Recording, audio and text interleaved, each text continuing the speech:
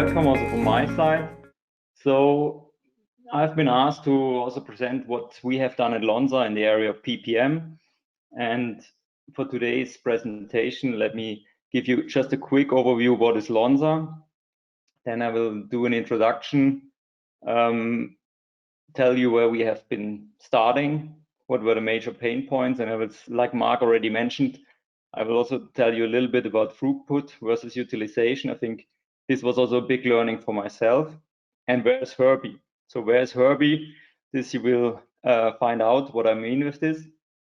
And then I will show you the PPM roadmap, which we have done in 2019. And last but not least, I think the learning, I think this is really the major key point for today. So I will also come back to the title, why reporting should come first. Because I think for us, this was a big learning, and I will also like to share this with you. Maybe you can also take some benefits for your PPM roadmap. Just briefly, some facts about Lonza. 5.5 billion sales. I mean, maybe the most prominent thing about Lonza currently is we are acting in the life science area. So it's pharma, but it's also nutrition. It's also chemical company. We are producing. So we are not the front end we are not selling directly to the end customer, but we are the partner for many companies like Roche, Novartis, but also like currently Moderna, where we are the partner for the future vaccine production. So if Moderna is now, if this test comes now, if they're now successful with the phase 3, Lonza will be the producer of all the vaccines for the Moderna company for the COVID vaccine. So really, it's a huge. Let me see. I'll make that smaller here.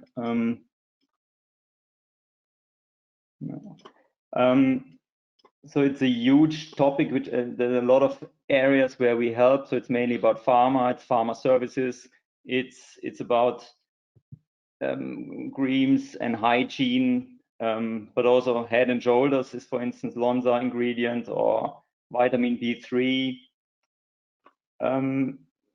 It's Lonza is on all of your iPhones, so we do special chemicals which are used in iPhones. So really, it's closer than you think. This is also a little bit the slogan here.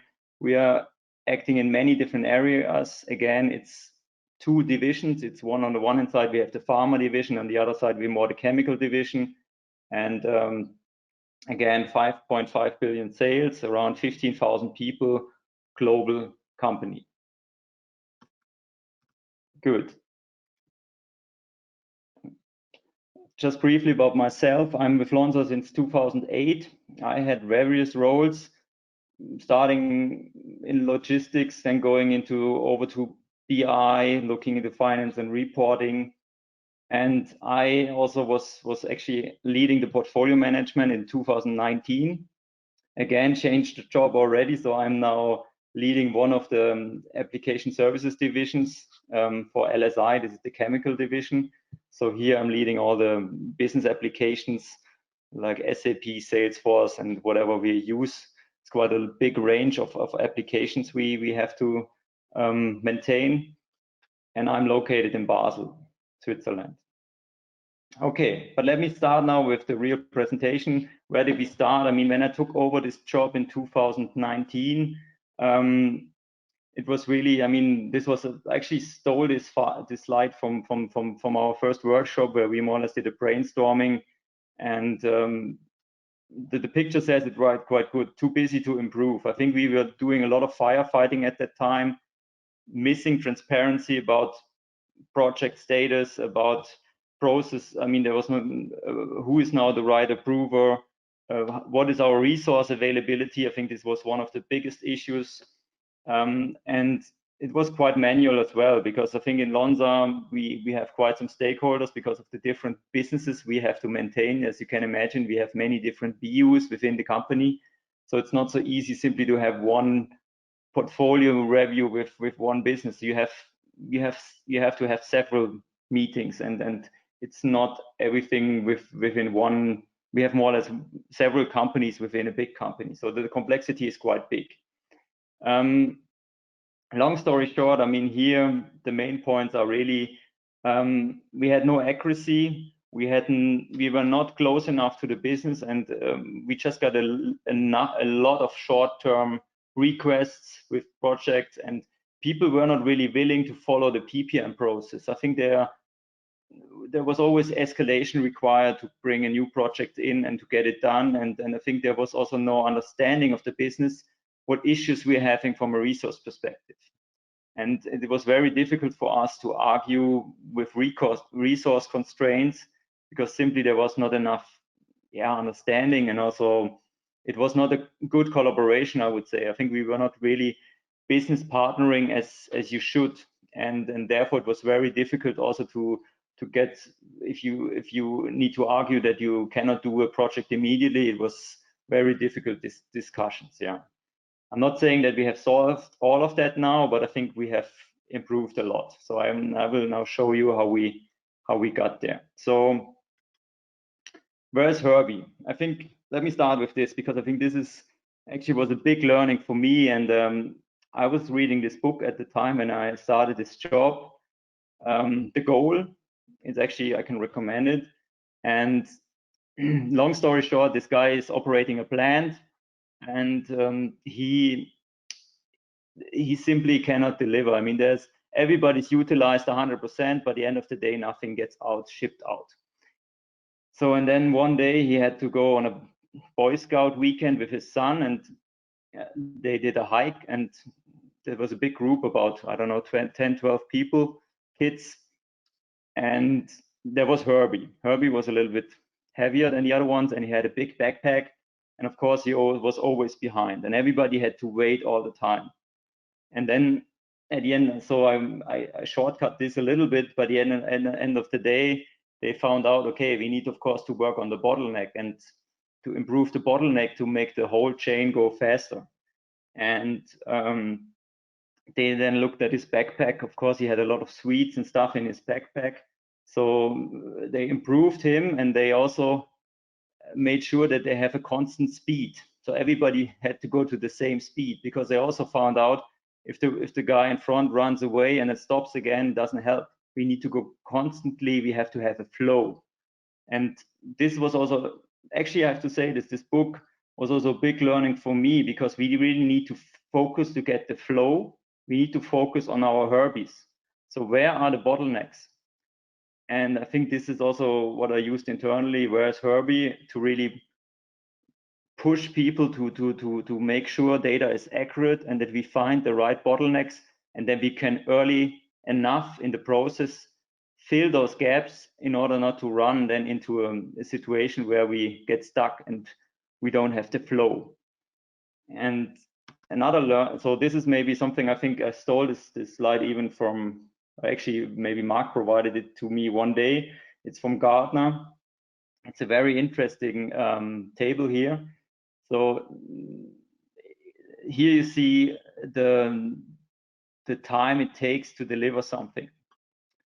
So if it takes 1 day to deliver something, and you 50% utilize, or maybe let's take this example here, it's 70% utilized, you have this job done in 3.5 days. If you utilized 95%, it takes you to deliver this 1 day of work, it takes you 28.5 days. And if you utilize 99%, it takes you almost 150 days to get this delivered.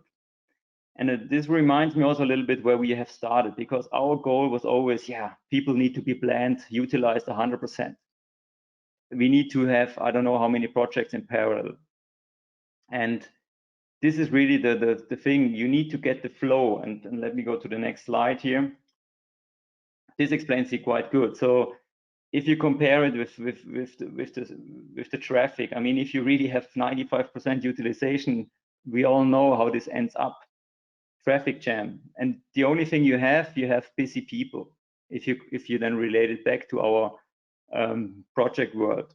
If you have a 75% utilization, you still have flow and you have finished projects. And I think this is what we need. We don't need just busy people who work on, I don't know how many projects in parallel. We need to work sequentially, and we need to get get rid of this traffic jam. So, and of course, these two messages were for me the most important. So we need to focus on bottlenecks, and we should do less, because if we do less, we deliver more. These are the two learnings really I would like to share, and this is really what made the difference for us also. Good. Then let me come back. So as mentioned before, I was only doing, let's say, head of portfolio management in 2019. Therefore, I will only share what we have more or less been working on in 2019. So we looked at it and we developed this roadmap. This is a little bit simplified version. So of course, we had much more granular defined what we want to achieve in those different areas. But it was more or less about governance, communication and business partnering, automation and reporting, and of course, capacity or resource management. So I think if I maybe start here with governance, I mean, it's clear we developed a new process. We looked at guidelines and governance meeting, project prioritization, which I will talk about in some slides. I think for us, it was also important here with the governance that we have a simple process, or let's say a process which can be understood, which is accepted. And of course, the main goal for us with this project, with this process, was also we need to involve the business in order to prioritize the projects and to have understanding. I mentioned in the beginning, we need to have the understanding of the business in order to also get understanding if something cannot be delivered immediately. So therefore, communication was key. I mean, this is always this is standard, I guess, you know. I mean, always communication first. So we did really a roadshow. We looked at, we set up the different meetings to share the portfolios, and I think this is of course key, that you get closer to the business and also develop this this trust. I think this is for sure the most important component. And for us, automation and reporting was a big component, and because we were in the past quite busy with getting all the reports created, and most of the time was actually spent for operational tasks, to prepare slides, to get data out of the system, and because also data was missing, was not consistent. We had to always go back to the project managers and ask, how is this project going? So it was simply not consistent, and we spent a lot of time just running after data. And that's why we also then implemented this dashboard. And I think this was for us the biggest achievement, I think, because with this dashboard we have achieved a lot, and I will come back at the end. But for us, this was the big, let's say, accelerator to have this dashboard, because with this dashboard we could also give the people, the business, access directly to the dashboard. We had all the team leads seeing the capacity of their people. We had reports there, we have reports there where we see how good the planning accuracy is of the project managers. So we compared the accuracy, and this helped a lot to improve the data. This dashboard also had components like the monthly tracking, but I will show some pictures in a minute. So for us, this central component was really this automation and reporting, and then of course capacity management. And here in the capacity management, I mean, we had to start, when I came into this role, we had to really start with the base topics. So things like scenario planning, we maybe touched at the end, but really had to make sure that we look at the primary role setup, that we had the right granularity of planning, that we agreed on a process for who is doing what, who is checking, do we have the monthly capacity planning in place and stuff like that. So I think I'm coming more from a business application area for my history, so therefore I have quite some understanding how it works in the teams, but also in projects. And therefore, I was very close also to the team leads, which was a big advantage for me, because they also need to help a lot to make this fly. And this was here, this capacity management. I think for 2020 we also go more now in direction of what if scenarios and improving further this planning with Tempus. Yeah. So let me show you here a little bit our process. Again, it's a busy slide, but I think I will not go too deep here. But I think just point out some of the steps which we are doing. Of course, there are some enterprise architecture steps and also security steps required here. But I will really emphasize here on the value assessment. So we have decided that we rate projects by business value and by IT complexity. So those are our dimensions which we really used in order to prioritize projects. And I have a slide separately for this, but I think how it works, we more or less have monthly an IT project board where projects can be presented, and at this stage the complete planning needs to be available in Tempus, and we also check that, and needs to be feasible, and all conflicts should be resolved on this meeting. And if there are still some discussions, then this will happen in this meeting. And what we also achieved is that we really come 4 times a year to the executive committee, where we then also have a portfolio review, and where we then really discuss also the more critical topics. And this for us is also opportunity now to show bottlenecks in the organization. It was always difficult for IT to get new resources and to argue why we need more headcounts. So now we really have the facts based on the Tempus data, and we can use that really to also argue with the top management and show them exactly the planning and show them exactly in which areas we have need for more people. Okay, so I don't want to bore you with too many details here. I think you need to get something out of it. So I think this is also for me a good learning, and I think this was, so we discussed a lot how do we prioritize projects, and we at the end of the day agreed on those 2 axes here. So we have on the one hand side the IT complexity. So this is rated by the IT.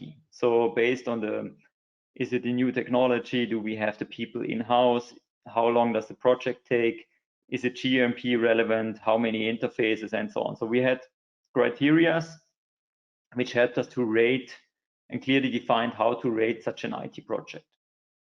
And on the other hand, we had business value. Business value was not so easy in Lonza because we had different businesses within Lonza. So it's not every business has the same objective. So we more or less then also did the business value assessment based on a division level. So each division had separate criteria how they rate the project. But at the end of the day, we had projects with high value and low complexity. Of course, this needs to be priority A. Those are the really low-hanging fruits. Low complexity and high value, this should be priority 1. Then of course we have higher complexity, but still high business value. So this is really, so we said here selective prioritization based on possibility to reduce complexity. So here we say in general, do it, but try to reduce complexity. And then we have the ones which are easy, but also don't bring so much value. So those ones, okay, we said, okay, priority 3, depending if we have resource available who can do that. And the ones which are complex and bring low value, cancel. And this is also, the cancel was something new. I think we never did cancel in the past. So this was also something where these are then the topics where we also then needed sometimes the executive committee to help us getting such things approved. But I think with such a graphical bubble chart, it was better to really show how is this project classified, and it was also accepted by the people that we have this, and everybody understands that this is a good prioritization. Of course, we still have the issue that there's a tendency to rate always the value too high, and yeah, I guess the business cases are getting better and better, but I'm not sure how sustainable some of them are, but this is another discussion. Okay. So this is then at the end of the day, again, this is just not a screenshot out of our Power BI dashboard. This is just a PowerPoint mock-up which we did. But this is more or less how we then went into the meetings with the business. Of course, here this is just an example. So here actually you can see some of the screenshots. I was not allowed to actually to show it more granular because it's then sometimes too sensitive information. But here maybe you can see those bubbles. Actually, this is the priority, just the priority. Here we see the prioritization with this value and complexity. Here you see our funnel of projects, so people can go in, so even the business can go in, select a BU, and then look at the projects in their area. Then we have also some monthly reporting. So this is now our capacity by primary role, and this really helps also with the team leads to go through the capacity of the people and see where we have issues and also see things, how things have been reported in the past. So we also compare actual versus planned hours, and because the hour recording is also done in Tempus. So I think we have really used the dashboard a lot, and I will also explain at the end what it at the end helped us to with. From a system landscape perspective, really made Tempus our one single source of truth. So if a new requests, we have a SharePoint entry page where people can request new projects. So we feed this into Tempus. We have employee vacation and public holidays coming from our time management. We then do here, of course, the resource planning. We have all the attributes which we need for project management, or also for the reporting, are managed in Tempus. Also, the monthly cost tracking and progress tracking, we have enhanced Tempus with additional fields and more or less have everything in Tempus. So it's really our single source of truth. The actual hours go back to SAP. So we link also here the WBS, or the internal order number. We link them as an attribute in Tempus, and this will then automatically feed it back into SAP. And what we now did here, we have an hourly extract into a SQL database, and then from there we feed our Power BI dashboard. So just for the techies which are interested how we roughly did this architecture of how we integrated Tempus. But I think in the beginning we had a lot of especially this tracking was done separately, and the reporting was done separately. So we really decided even that we use really Tempus for one single source of truth, and this I think was for also us an important decision to take. Yeah. So coming maybe to the end, or let's say the lessons learned. Again, where I think the first thing you need to, I started with was also prioritize, focus, and deliver. So if you remember the traffic jam, you need to do less, and in order to do less, I think you need to prioritize. And so therefore our thing was here, ensure and focus on the right and most valuable project. So by the way, I have indicated the blue where I think reporting helped us, and with those bubbles and with the graphical visualization of those priorities, it really helped us to show the business exactly how their projects are rated. Then look for the Herbies. I think this is really look for your bottlenecks and manage the bottlenecks. I think this is the most important thing. Resolve bottlenecks early, and back to the utilization. Also, don't run on don't aim 100% utilization, because this will kill your flow. At the end of the day, you always need to make sure that you have flow of projects and that you don't lose this flow, because then at the end of the day you'd have busy people but you don't have finished projects. Keep it simple. I think this is especially with the process. I mean, of course, our process is still not simple, but I mean, it's don't try to have each and every possibility incorporated into the process. Rather, keep it simple, and that you have a better acceptance of this process rather than having it too complex. And for me, also one important topic is the primary role for the ones of you who are using already resource Tempus. So it's, we also said in the beginning, people said, yeah, really want to do a granular primary role. But we, at the end of the day, then decided really, okay, it's better to keep this also on a level which is manageable rather than making it too complex. So now, of course, we're also using skills within Tempus, but the primary role for us is quite granular. But it helps us to see already in which areas we have issues, and this helps a lot. I guess when we now improve and get more professional, we can still play around with this primary role and make it more granular. But at this stage, and especially for the beginning, it was essential that we keep it on a level which everybody understands and can deal with. Because if you make it too granular, then it's getting also difficult to manage it.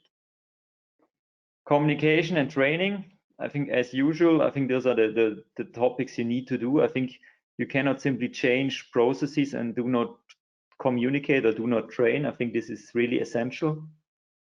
Single source of truth and data quality. I think single source of truth, okay, I think this is clear, but I think data quality, and why did the reporting help us to improve the data quality? As I mentioned before, I think we had specific reports which showed, or we still have them, which show the planning accuracy. So we really measure also the project managers, how good they are planning. And we see, for instance, if we have an original estimate of 100 days and we see if he has planned 200, then of course something is wrong. I mean, then there's a deviation. So I think this is how we measure it. We look also if a project is already running, we see we have a percentage complete, so we can tell exactly if it's 50% complete, 50% of the resources should be planned in the future. So this is the way then we had built reports which really show how much off is the current planning in Tempus and based to the original estimate. Of course, in some cases the estimate needs to be revised, but this is then also something which should be reflected in the tool.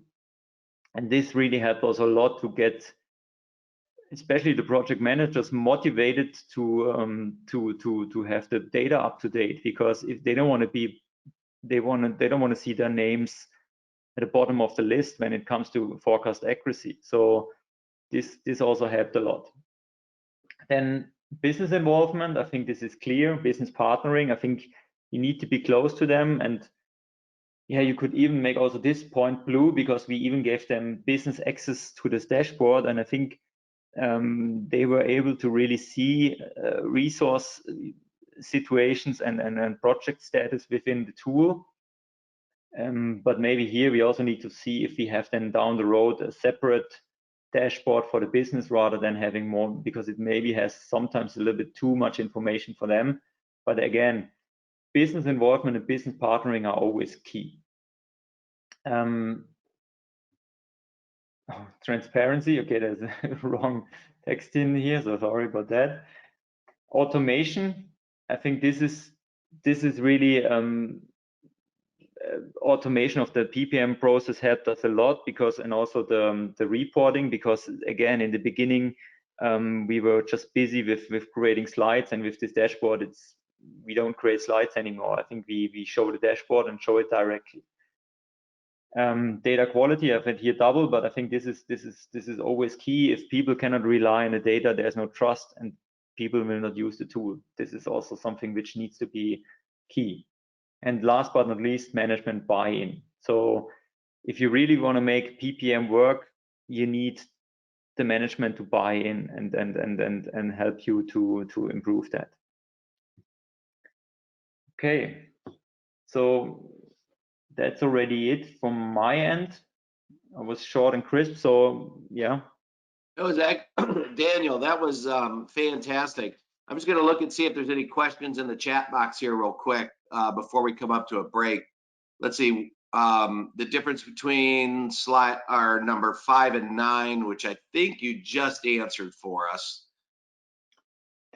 Yeah, here it's probably more, I think I added then the data quality here later on, but I think it's here it was more the single source of truth and the data quality. I mean, the both are dependent. I mean, for us, the data quality, again, if in the beginning when I started, some people were using Tempus, others not, and at a total level, you could never rely if the data is right, and there was really no trust. And I think with the dashboard, I think when we then had this accuracy reporting, this was a big change, game changer, because then people really, as I mentioned, they don't want to be at the top of at the bottom of the list when it comes to forecast accuracy. And we really could identify easily which are the projects which are planned the best and planned worst compared to original budget. Yeah.